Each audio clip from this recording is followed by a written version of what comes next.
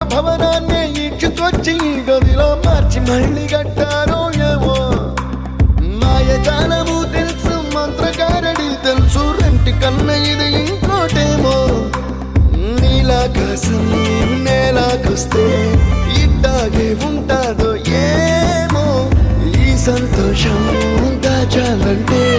హృదయాలు ఓ వంద కావాలేమో ఇంతందంగా ఉంటుందా ఈ లోకం ఇన్నాళ్ళు ఈ మనసుకి తెలియాలేదే పాపం